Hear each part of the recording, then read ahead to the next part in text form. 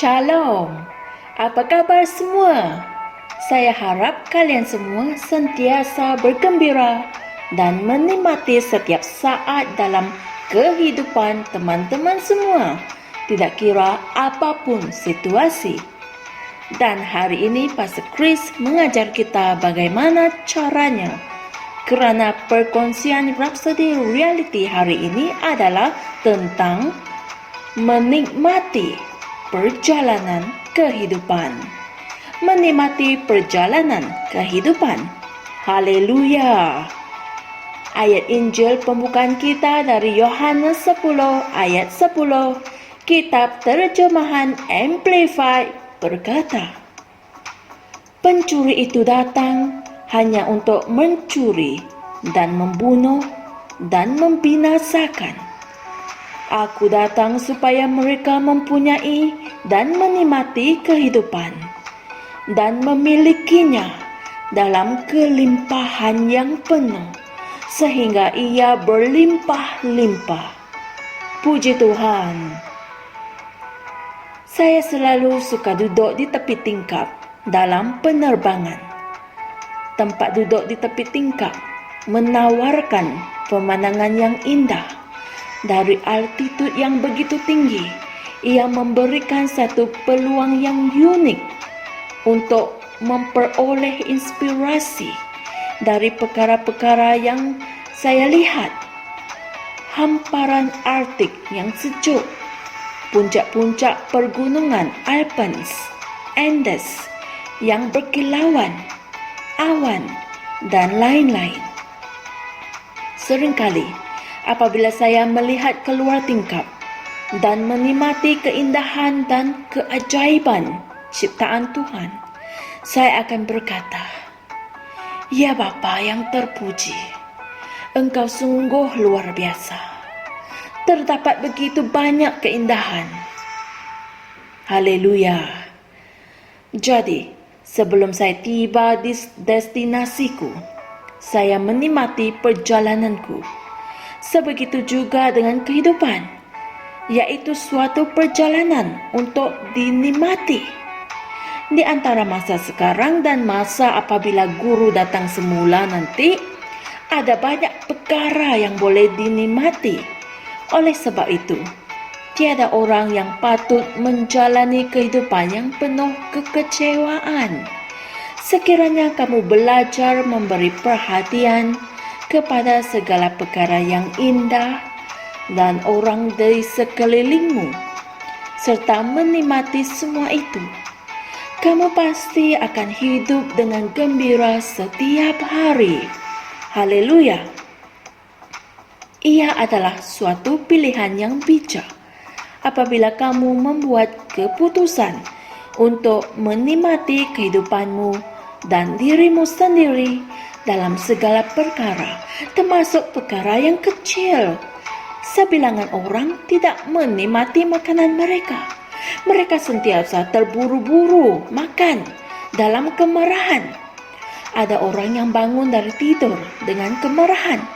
Malah semasa mereka memandu atau pergi ke tempat kerja mereka, ke tempat perniagaan atau sekolah, mereka berasa marah, tidak senang hati dan kecewa. Mereka mengabaikan semua kasih dan keindahan di sekitar mereka. Baca semula ayat Injil tema kami. Yesus datang supaya kita mempunyai dan menikmati kehidupan. Puji Tuhan. Menikmati kehidupan bukan hanya dengan menghadiri pertunjukan permainan atau menonton cerita komedi atau melibatkan diri dalam aktiviti pengembaraan. Sebaliknya, ia bermakna untuk menikmati setiap saat dalam perjalanan kehidupan. Menikmati segala sesuatu yang kamu lakukan, asalkan ianya konsisten dengan kehidupan yang saleh. Kerana kamu ialah anak Tuhan, dan kamu tahu bahawa Tuhan memenuhi impiannya melalui kamu. Haleluya. Tuhan telah memberi kamu sebuah kehidupan yang penuh kegembiraan. Namun kamu mempunyai tanggung jawab untuk melaksanakannya. Biarkanlah sukacita Tuhan dapat dilihat dalam kehidupanmu dengan jelas, di mana manifestasi sedemikian dapat menyatakan kedamaian Tuhan yang sepenuhnya dalam diri kamu. Ketahuilah hal ini dan buat suatu pilihan untuk menikmati setiap saat dalam kehidupanmu. Puji Tuhan. Mari kita sama-sama membuat pengakuan ini. Tuhan telah memberikan aku segala sesuatu dalam kekayaannya untuk dinikmati. Dia membawa aku ke dalam kehidupan yang tenang, penuh dengan kegembiraan dan kemuliaan.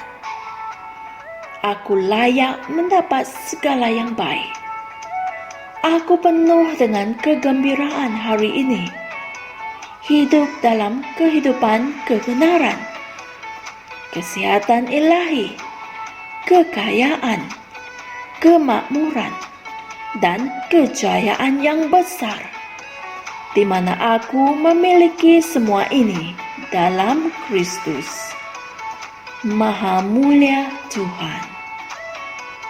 Untuk renungan tambahan atau kajian tambahan, sila baca 1 Timotius 6 ayat 17, Yesaya 12 ayat 3, Roma 14 ayat 17, dan Amsal 17 ayat 22. Haleluya. Jadi teman-teman semua, yang mana satu jadi pilihan hatimu? Semestinya Tuhan telah memberi kamu sebuah kehidupan yang penuh kegembiraan. Jadi, buatlah pilihan untuk menikmati setiap saat dalam kehidupanmu. Jumpa lagi esok di Tianai, Malaysia.